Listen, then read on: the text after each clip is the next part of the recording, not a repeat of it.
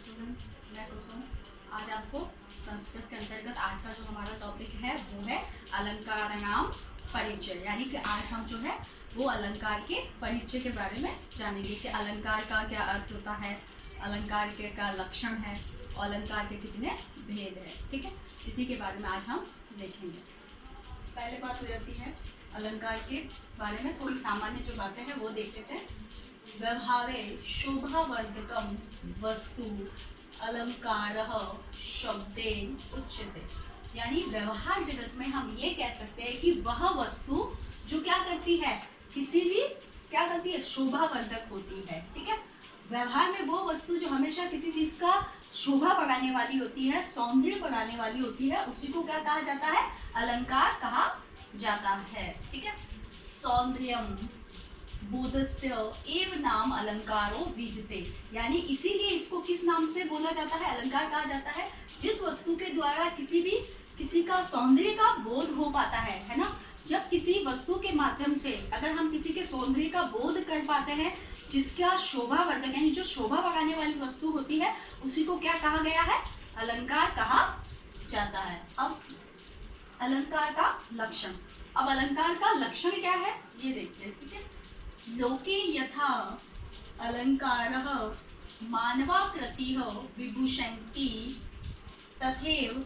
यानी कि क्या कहते हैं कि लोक जगत में, यथा यानी कि जैसे, इस लोक जगत में जिस प्रकार अलंकार, अलंकार से यहाँ तात्पर्य उससे है आभूषण से। ठीक है, जिस आभूषण से मानवाकृति यानी मानव को ऐसी कृति है, ऐसे आभूषण जिसके माध्यम से एक मानव क्या होता है, विभूषंती यानी विभूषित होता है, अच्छा दिखता है ना।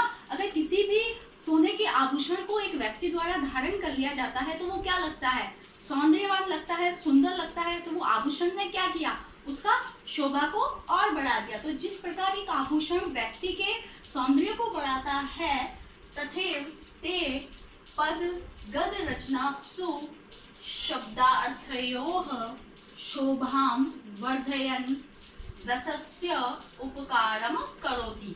अरे भाई, जिस प्रकार आभूषण व्यक्ति के सौंदर्य को बढ़ाता है, उसी प्रकार गद और पद की जो रचनाएं होती हैं, वो जो हमारे काव्य के अंतर्गत जो भी हमारी बुक्स में जो भी गद पद की जितनी भी रचनाएं होती है, उनमें ऐसे शब्दों का प्रयोग करना जिसके माध्यम से क्या होता है, उस वाक्य की क्या हो जाती है, शोभा में बढ़ोतरी हो जाती है, उसकी शोभा बढ़ जाती है। और रसस्य यानी कि मतलब ऐसे शब्दों का प्रयोग जिससे हमारे काव्य की रचना की क्या हो जाती है, सौंदर्य तो बढ़ता ही बढ़ता है, साथ साथ में उसमें सरसता और रस का जो प्रभाव है वो आ जाता है, सरसता आ जाती है, सौंदर्यता का भाव आ जाता है।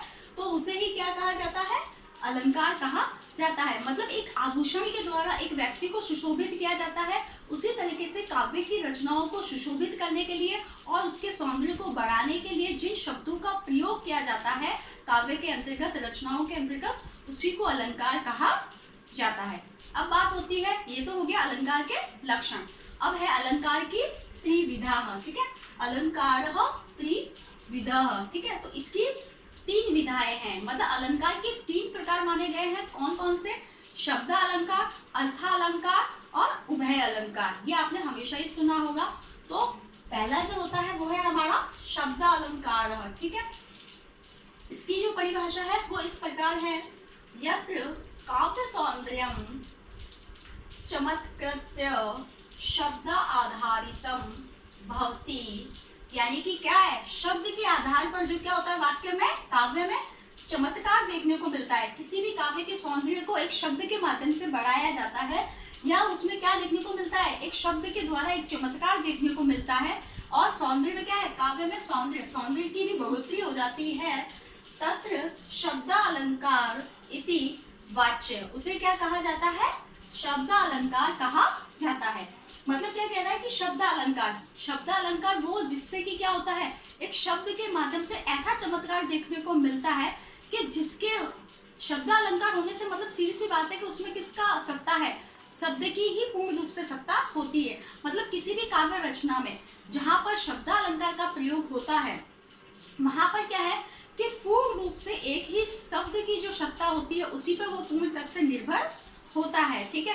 क्योंकि अगर उस शब्द में कोई भी बदलाव कर दिया जाए, ठीक है, अगर उस शब्द में बदलाव करके उस शब्द को हटाकर अगर उसकी जगह किसी पर्यायवाची शब्द को जोड़ दिया जाए तो उस शब्द की जो सत्ता है वो पूर्ण रूप से खत्म हो जाती है, ठीक है।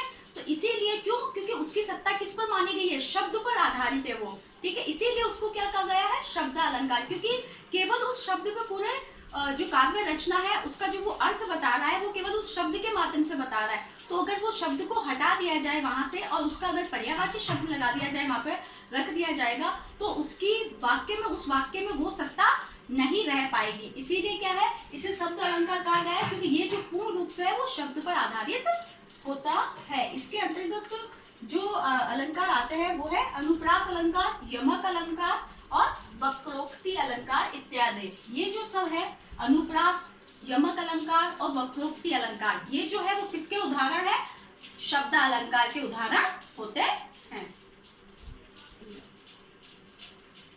अर्थालंकार नेक्स्ट है हमारा, दूसरा जो है वो है अर्थालंकार। अर्थालंकार के अंतर्गत क्या है, यत्र काव्य सौंदर्यम अर्थाधारितम भवति, यानी कि क्या, जो काव्य सौंदर्य में किसके अर्थ पर आधारित होता है। जो पूर्ण, देखो फर्स्ट जो शब्द अलंकार था वो शब्द पर आधारित था और ये अर्थालंकार है, तो जैसा नाम है वैसा ही उसका काम भी है, ये अर्थ पर आधारित होता है।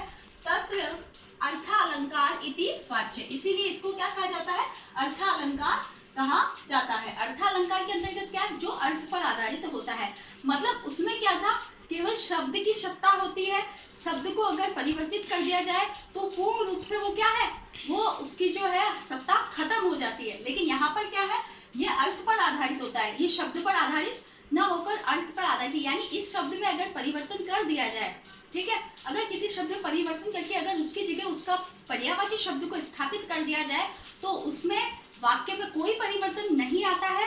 क्यों, क्योंकि वो अर्थ पर आधारित है। उसे अगर फूल की जगह पुष्प का प्रयोग कर दिया जाए या पुष्प की जगह सुमन का प्रयोग कर दिया जाए तो इसके अंतर्गत जो सत्ता है वो वाक्य की सत्ता बनी रहती है, क्योंकि इसको अर्थ, इसमें अर्थ की प्रभावशीलता को बताया गया है, इसमें अर्थ पर आधारित है ये, इसलिए इसके शब्द में कोई परिवर्तन नहीं आ पाता है। अब ऐसे अलंकार कौन कौन से हैं जिसमें अर्थालंकार से जो उदाहरण है, उपमा अलंकार, रूपक अलंकार, उत्प्रेक्षा इत्यादि, ठीक है। ये जो अलंकार है वो किसके उदाहरण है, अर्थालंकार के अंतर्गत आते हैं। अब नेक्स्ट है हमारा उभय अलंकार, ठीक है। उभय अलंकार जो होता है वो है उभय अलंकार शब्द आश्रित अर्थ आश्रित इत्थयम उभय आश्रित भवति सह उभय अलंकार, ठीक है। कौन है उभय अलंकार, उभय अलंकार के अंतर्गत वो बात आ जाती है कि इसके अंतर्गत क्या है, ये शब्द आश्रित भी होता है और अर्थ आश्रित भी होता है, इसमें दोनों ही चीजों का प्रयोग किया जाता है, यानी जो शब्द की भी सत्ता को रखता है और अर्थ की सत्ता भी होती है। इसके अंतर्गत ये दोनों का ही क्या है, शब्द अलंकार और अर्थ अलंकार दोनों का ही मिश्रित रूप होता है। और इसके अंतर्गत आने वाला जो उदाहरण है वो कौन सा है, वक्रोक्ति, ठीक है, वक्रोक्ति होता है। इसी प्रकार से ये तीनों है, ठीक है। और उभय अलंकार जो होता है उसमें क्या होता है कि शब्द और अर्थ दोनों को जोड़कर समझाया जाता है और किसी भी प्रकार से इसमें कोई फर्क नहीं आ पाता है।